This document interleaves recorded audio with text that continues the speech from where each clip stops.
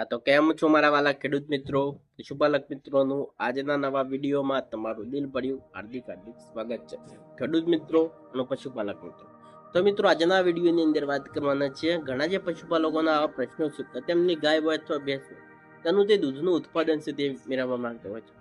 તો આજના વિડીયોની અંદર ફક્ત મિત્રો તમને 2 થી 3 ખોરાકો બતાવવાનો છું. જો તમારા પશુનું દૂધ ના વધતું હોય, ત્યાર પછી મિત્રો તમારા તાજા પશુનું પણ મિત્રો દિવસે દિવસે દૂધ ઘટી રહ્યું હોય, તમે કોઈ પણ પશુનું દૂધ વધારવા માંગતા હોય તો આ વિડીયો મિત્રો તમારે પૂરો જોવાનો છે. હવે સૌ પ્રથમની અંદર વાત કરીએ તો આપણે પશુનું દૂધ વધારવા માટે આપણે ઘણા મોંઘા ફોર્મ્યુલા આપ્યા, મોંઘી દવાઓ આપી, છતાં પણ હજુ સુધી આપણા પશુનું દૂધ નથી વધતું. કારણ કે મિત્રો પશુનું દૂધ કેમ નથી વધતું તેના ઘણા બધા કારણો છે. એ કારણોની પણ આપણે વાત કરવાના છીએ. સાથે સાથે મિત્રો તમે મોંઘી દવાઓ કરી, તમારા પશુને મોંઘા ચારા આપ્યા, છતાં પણ હજુ સુધી પશુનું દૂધ નથી વધી રહ્યું.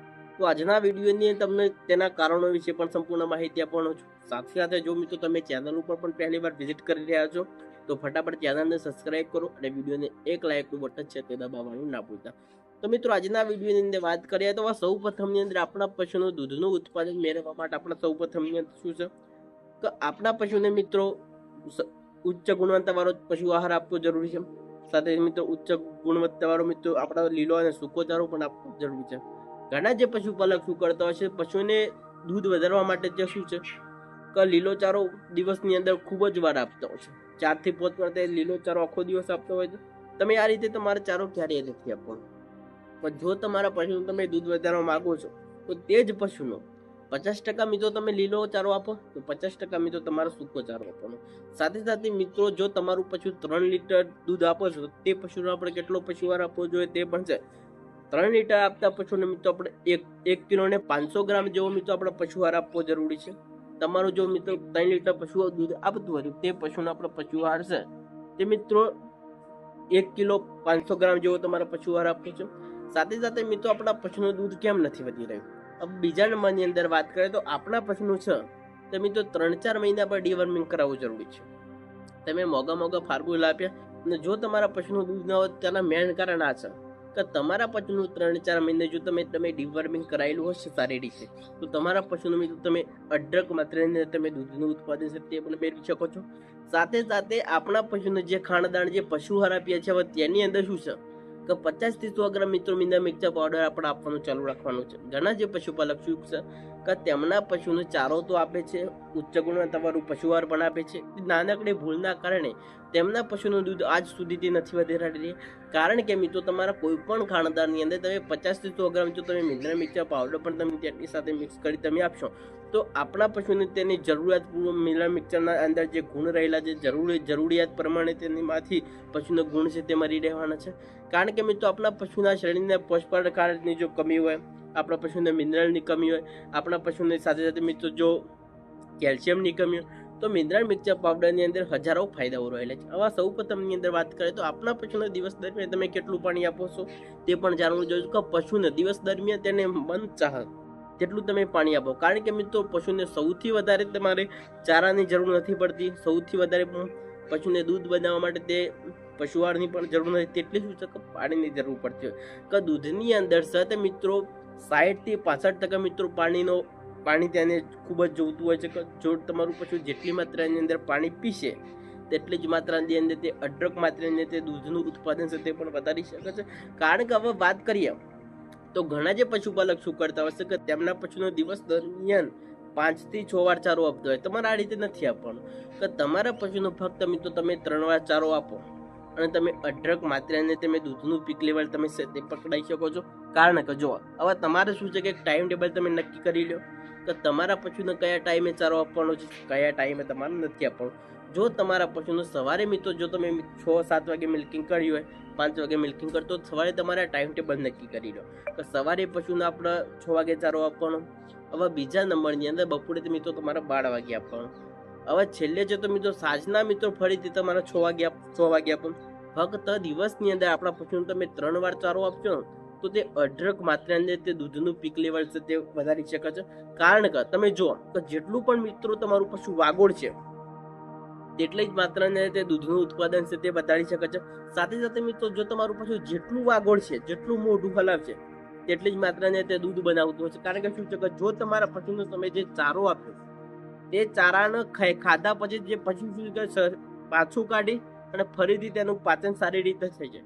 કે જો તમે ચારો પશુનું તો આપશો તો પશુ તે મિત્રો સારી રીતે ખાઈ જશે અને તમે જેટલો ચારો પશુને આપશો તે ખાઈ. સાથે સાથે મિત્રો આપણા પશુનું શું છે કે ચારાનું બગાડ પણ મિત્રો બહુ ખૂબ જ માત્રામાં થતું હોય છે. ઘણા જે પશુપાલકો જુઓ 5 થી 6 વાર ચારો આપતા પશુને તમે જોજો, તમે કોઈ પણ મોગો ચારો આપશો, ઘાસ આપશો, લીલી જુવાર આપશો, બાજરી આપશો, તે શું છે કે થોડી ખાશે અને બીજી શું છે મિત્રો પગની અંદર ગોઈ નાખતું હોય છે. અને જો દિવસની અંદર જે પશુનો મિત્રો તમે 3 વાર ચારો આપતા હશો ને તે પશુને તમે કોઈ પણ ચારો આપશો તે સારી રીતે ખાઈ જશે. અને જો દિવસની અંદર તમે જે પશુનો મિત્રો 5 વાર ચારો આપતા હોય, 4 વાર ચારો આપશો તે પશુ થોડું ખાઈને થોડું બગાડ જ કરવાનું છે ચારો. હવે તમારે બીજો 3 વાર ચારો ખાતા પછી તમે થોડું પણ ચારો આપશો, વધુ પણ આપશો તો તે પૂરેપૂરો ખતમ કરી દેવાનો. અને જો વધારે પડતા પશુને તમે ચારો આપવાથી તે બગાડ પણ થતા હોય છે.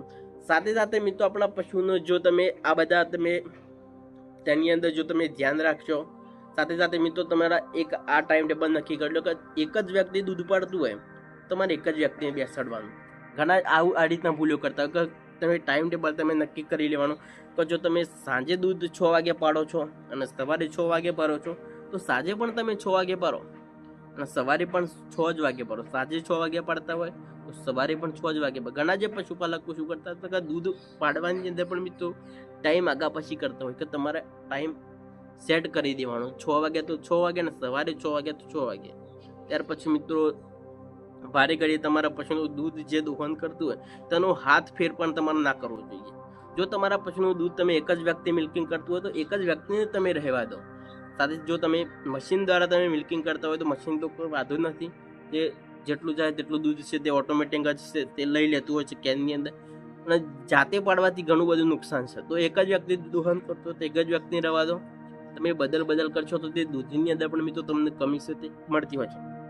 હવે વાત કરીએ તો આપણે તમારા માટે એકદમ દેશી ઘરેલો હું ઉપાય લઈને આવી ગયેલો છું. તમે આગળ ઘણી બધી તમને સરસ મજાની વાતો કરી, મારા વહાલા મિત્રો સરસ મજાની કોમેન્ટો પણ કરતા હોય છે. તમારા બધાની કોમેન્ટો હું વાંચતો પણ હોઉં છું, તેનો રિપ્લાય પણ આપવાનો પ્રયત્ન છું તો હું કરતો હોય છું. કે ઘણા જે બધા પશુપાલકો કોમેન્ટો કરશે તો બધાને તો હું રિપ્લાય નહીં આપી શકું.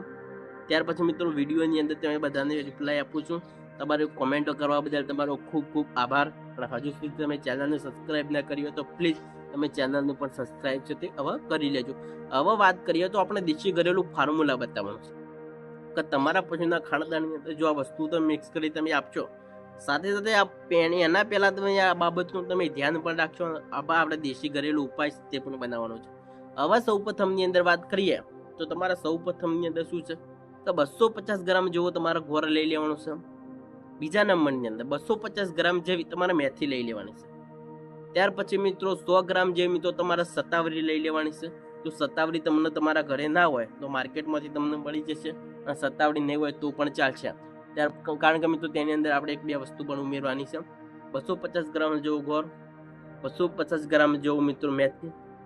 ત્યાર પછી આ બધું તમારે શું છે કે તમારા પશુનું જે તમે ખાણદાણ જે પશુહાર આપો છો તેની અંદર તમે મિક્સ કરી તમે આપવાનું ચાલુ કરી દો. તો મેથીનું શું છે કે તમારે પાવડર તૈયાર કરી લો. તેની અંદર 250 ગ્રામ તમે ગોળ પણ એડ કરી દો. સત્તાવરી તમને મળે માર્કેટમાંથી તો તે પણ મિત્રો 50 થી 100 ગ્રામ મિત્રો લાઈટ તેની અંદર પાવડર બનાવી તેનો પણ એડ કરી દો. સત્તાવરીના મૂળ આવું છે બરોબર. અને સત્તાવરી તમે માર્કેટમાંથી તમને મળી જાય, ના મળે તો પણ ચાલશે. પણ તેની અંદર આપણે તમને કીધું કે મેથી ગોળ અને તમે મેથીનો પાવડર તૈયાર કરી લેજો બરોબર. ત્યાર પછી મિત્રો તમારા જે પશુને તમે ખાનદાન જે પશુહાર આપો છો તેની અંદર તમે મિનરલ મિક્સર પાવડર તમે એડ કરવાનું ના ભૂલશો. જો તમે તમારા પશુનું મિનરલ મિક્સર પાવડર તમે આપશો તો તેની અંદર હજારો ફાયદાઓ રહેલા છે. કે તમારા પશુનું જે તમે ખાનદાન જે પશુહાર આપો છો, કપાસિયા ખોળ છે તે પણ મિત્રો તમારે લઈ લેવાનું છે. કપાસિયા ખોળ જો તમારા પશુના જો તમે કપાસિયા ખોળ આપશો તો તેનાથી શું છે કે આપણા પશુના ફેટ પણ વધશે અને દૂધનું ઉત્પાદન છે તે પણ વધતું હોય છે. જો કપાસિયા ખોળ પણ તમે લઈ લેજો, મળે તો કપાસિયા ખોળ પણ લઈએ. પણ મિત્રો 1 કિલો 500 ગ્રામ જેવો તમારા કપાસિયા ખોળ પણ લઈ લેવાનો છે. કે જે તમારા પશુનું જે તમે ખાનદાન જે પશુહાર આપો છો તેની અંદર તમે મિક્સ કરી તમે આપવાનું ચાલુ કરી દેશો તો ધીરે ધીરે તમારા પશુનું દૂધનું ઉત્પાદન તમે આસાનીથી તમે ઘરે બેઠા તમે હવાસથી વધારી શકો છો. તો ચાલો આજના વિડીયોની અંદર બસ આટલું જ. ફરી મળીશું નવા વિડીયોમાં. નવા એક સરળ ટોપિક સાથે અમારો વિડીયો તો એ કયા ગામથી જોઈ રહ્યા છો, સાથે સાથે તમે લાઈકનું બટન છે તે પણ દબાવવાનું ના ભૂલતા. તો ચાલો રજા આપીશું. વંદે માતરમ.